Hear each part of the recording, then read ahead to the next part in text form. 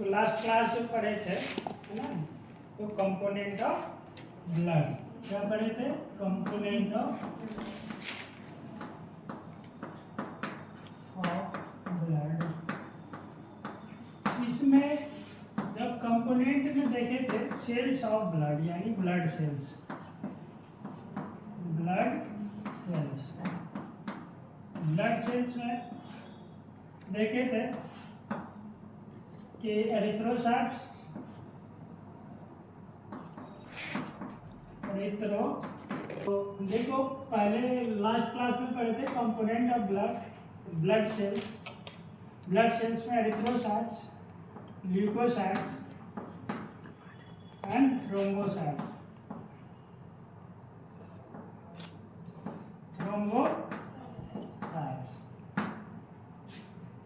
Erythrocytes के बारे में इससे पहले पढ़ लिए है और डिटेल्स नेक्स्ट क्लास में पढ़ाया जाएगा।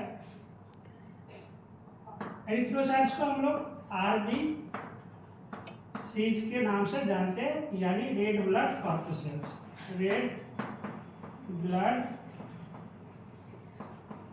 कॉर्पसेल्स, रेड ब्लड कॉर्पसेल्स या सेल भी बोल सकते हो उसको, रेड ब्लड सेल्स। ल्यूकोसाइट्स को डब्ल्यूबीसी, व्हाइट ब्लड कॉर्पसेल्स, और थ्रोम्बोसाइट्स जो है ये क्या है, क्लॉटिंग का काम करता है इसमें, ठीक है। ब्लड प्लेटलेट्स ये सब इसी में आ जाएगा, ब्लड प्लेटलेट्स,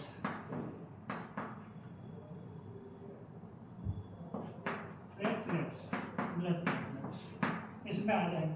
तो इसमें ऑलमोस्ट एरिथ्रोसाइट्स के बारे में बता दिया गया, लेकिन पॉइंट वाइज डिस्कशन, जैसे मान के चलो इसका डिटेल्स, अभी तो एक इंट्रोडक्शन का ही क्लास चल रहा है कंपोनेंट ऑफ ब्लड। जैसे आरबीसी, कोई पूछ देगा कि आरबीसी का नंबर क्या होता है, कितने नंबर्स होते हैं ब्लड में इतना वॉल्यूम में, ठीक है। फिर कहेगा कि यदि इंक्रीज होता है आरबीसी फिर उसको क्या बोलते हैं, डिक्रीज होता है उसको क्या बोलते हैं, कहाँ फॉर्मेशन होता है, जब फॉर्मेशन होता है उस प्रोसेस को कहाँ क्या कहते हैं, कहाँ ये डिस्ट्रॉयड होता है ना। तो बहुत सारे क्वेश्चंस है जो नीट में बराबर आता है क्वेश्चंस, तो उसको हम जब आएगा आरबीसी इसके बाद इंट्रोडक्शन के बाद फ्लो डायग्राम के बाद, तो वन बाय वन करके उसको डिटेल से जानिए। उसी तरह डब्ल्यूबीसी, तो डब्ल्यूबीसी में ही डब्ल्यूबीसी का, तो अभी डब्ल्यूबीसी का कंपोनेंट हमें जानना था जो कल बताया गया था डब्ल्यूबीसी में, और इसी को अभी कंप्लीट करते हैं, देन आएगा थ्रोम्बोसाइट्स या ब्लड प्लेटलेट्स। तो इसको नोट डाउन करना चाहेंगे तो करिए, फिर आगे। अब इसमें डब्ल्यूबीसी में पढ़े थे ल्यूकोसाइट्स में कि इसमें ग्रेन्युलोसाइट्स, ग्रेन्युलोसाइट्स और ए ग्रेन्युलोसाइट्स, ए ग्रेन्युलोसाइट्स। तो देखिए ग्रेन्युलोसाइट्स के बारे में कल हो गया था, जो इंट्रोडक्शन का क्लास था ग्रेन्युलोसाइट्स के बारे में, उसके कंपोनेंट के बारे में। अब आएगा ए ग्रेन्युलोसाइट्स, तो ए ग्रेन्युलोसाइट्स का भी मैक्सिमम हो गया था। ए ग्रेन्युलोसाइट्स में देखे थे कि बी सेल्स, टी सेल्स, है ना, बी सेल्स को बी लिम्फोसाइट, टी लिम्फोसाइट्स, और उसके बाद देखे थे नल सेल, नल सेल, और देन देखे थे मोनोसाइट्स, मोनोसाइट्स। तो अब मेनली मोनोसाइट्स के बारे में पढ़ाई होगी, बाद बाकी ये डिटेल्स जो है ये नेक्स्ट क्लास में बता दिया गया था। अब है क्या कि मोनोसाइट्स,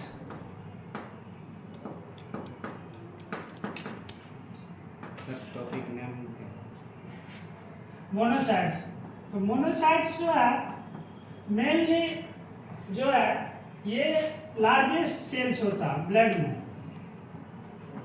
लार्जेस्ट सेल होता है किसका, ऑफ ब्लड, किसका, ब्लड का लार्जेस्ट सेल्स होता है मोनोसाइट्स।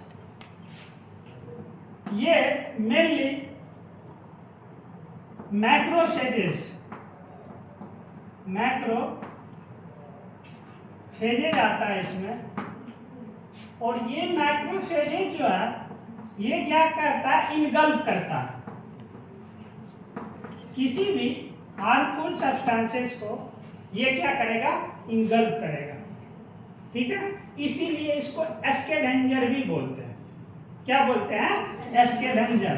तो एस्केवेंजर क्या करता है ना, ये देखते हैं कि डीके ये सब खाता है, जो डेड डीके एनिमल्स ये सब डेड हो जाता है तो उसको एस्केवेंजर, गीदी ये सब खाता है। तब इसीलिए बॉडी का एस्केवेंजर, बॉडी में जो सेल्स डेड होता है उसको ये निकालता भी है, और उसको फैगोसाइटोज भी कर लेता है, इनगल्फ भी कर लेता है, ठीक है। तो इसीलिए इसको एस्केवेंजर इन, है ना, आवर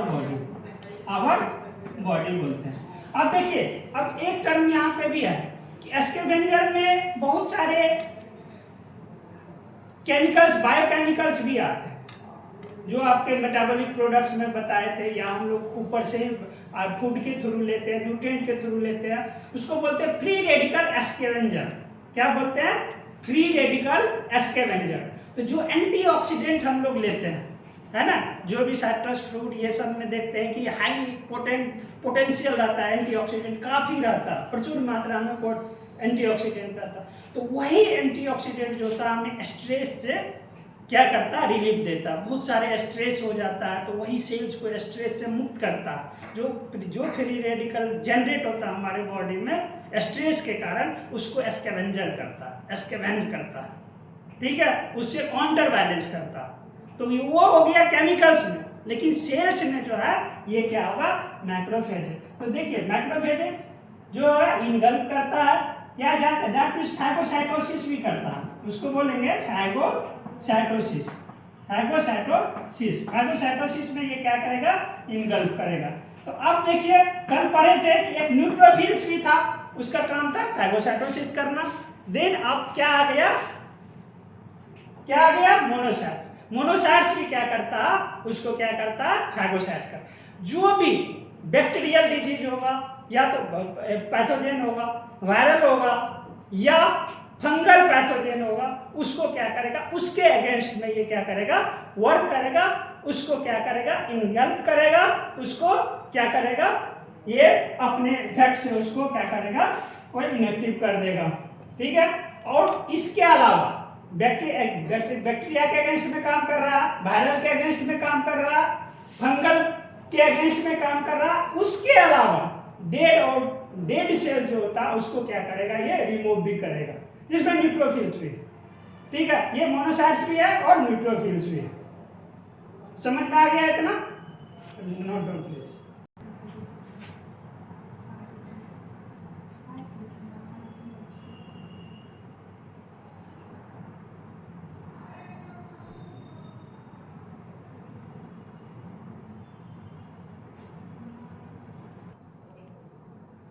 अभी जितना भी आप लोग को बताया गया, सारे नीट के पॉइंट ऑफ व्यू से बहुत ही ज़्यादा इम्पोर्टेंट है, और भी कंपटीशन के लिए है।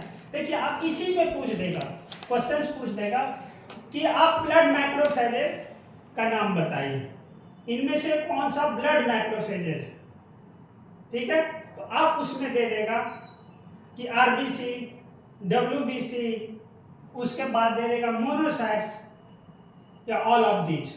तो आप क्या डालेंगे, मोनोसाइट्स। इसीलिए है तो डब्ल्यूबीसी भी, लेकिन सबसे ज्यादा सही क्या है, मोनोसाइट्स।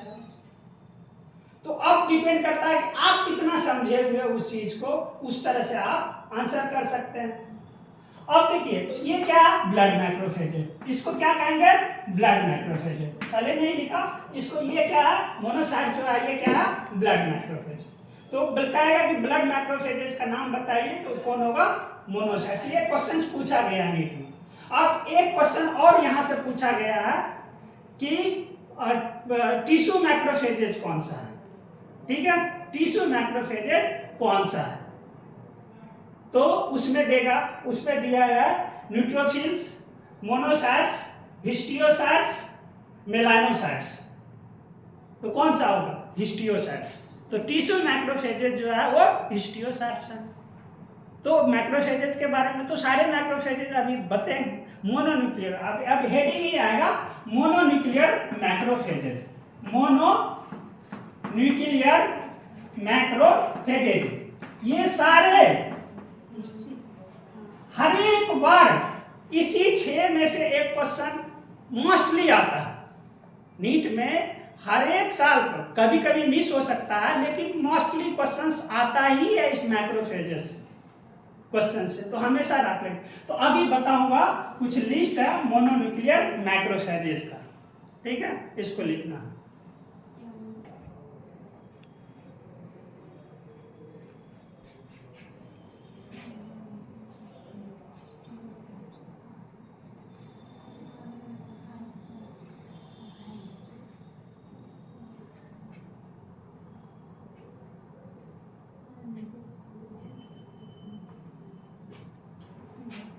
अब देखिए मोनोन्यूक्लियर मैक्रोफेजेज में जो है, जो भी मैक्रोफेजेस है उसका यहाँ पे नाम लिख दिया हूँ। इससे पहले बताया गया था ब्लड मैक्रोफेजेज, तो ब्लड मैक्रोफेजेज में क्या है, मोनोसाइट्स। मोनोसाइट्स क्या हुआ, ब्लड मैक्रोफेजेज। ब्लड में जो भी बैक्टीरियल या वायरल या फंगल पैथोजेंस होगा उसको क्या करेगा, ये इनगल्फ करेगा, ठीक है, उसको डिस्ट्रॉय करेगा। इतना बात समझ में आया। देन क्या होगा, टिश्यू मैक्रोफेजेज। अब टिश्यू में जो आया मैक्रो, जो पैथोजेंस आया उसको क्या होगा, कौन करेगा, इनगल्फ, हिस्टियोसाइट्स। तो ये टिश्यू का मैक्रोफेजेज है, हिस्टियोसाइट्स। अब लंग्स का मैक्रोफेजेज एल्वियोलर मैक्रोफेजेज। ब्रेन का माइक्रोगलिया या माइक्रोगलियल सेल्स, वो मैक्रोफेजेज का काम करता है। ये सारे नीट में पूछा गया क्वेश्चन है, बार बार पूछता है। ब्रेन का देख लिए माइक्रोगलिया। लीवर का कफर सेल्स, ये भी नीट का क्वेश्चन पूछा गया है। कफर सेल्स जो है वो मैक्रोफेजेज है, किसका, लीवर का।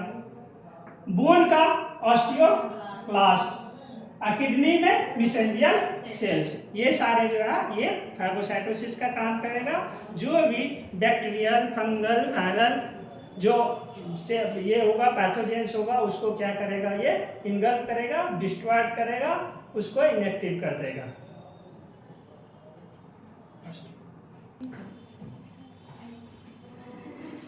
तो अब आए फ्लो डायग्राम से, अब आए 1 बाय 1 करके ब्लड सेल्स के बारे में पढ़ेंगे, 1 बाय 1 करके डिटेल से।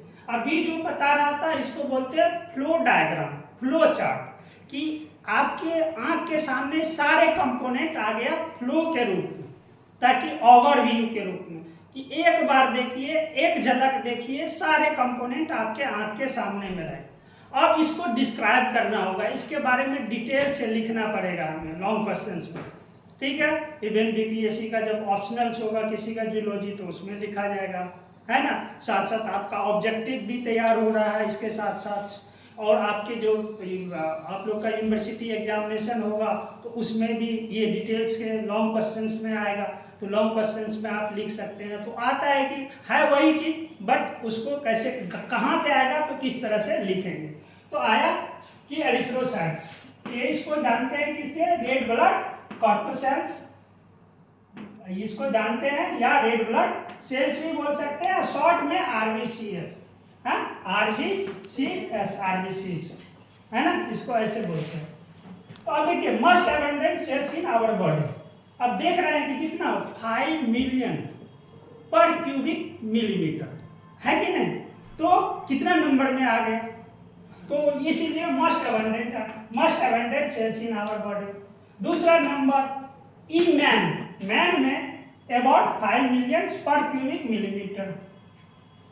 ओमेन में क्या कितना है, 4.5 मिलियन पर क्यूबिक मिलीमीटर। तो यहाँ पे देखिए 0.5 लेस है ना, ओमेन में लेस है, तो यहाँ पे लिख दिया हूं less number in women because she undergoes menstruation, ठीक है। जब पीरियड्स आता है तो उसमें उसका क्या होता है, ब्लड वो लॉस हो जाता है, मेंस्ट्रुएशन में ब्लड लॉस हो जाता है। तो यदि उसको मेकअप नहीं कर रहा है, एक्स्ट्रा फूड लेके, ये लेके, है ना, और वो लंबे समय तक वो कमी रह जाता है, तो वही लीड्स करता है किसमें, एनीमिया।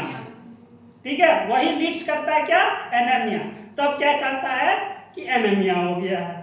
फिर डॉक्टर से दिखाता है तो फिर आयरन जिंक ये सब का टैबलेट देता है ताकि उसका क्या होगा, वो ब्लड क्या होगा उसका बनेगा। तो खैर वो बात की बात है। अब एनीमिया, एनीमिया क्या कॉज करेगा, हेमरेज। एनीमिया से क्या आ सकता है, हेमरेज हो सकता है। क्या इसमें क्या होगा, लॉस ऑफ ब्लड होगा।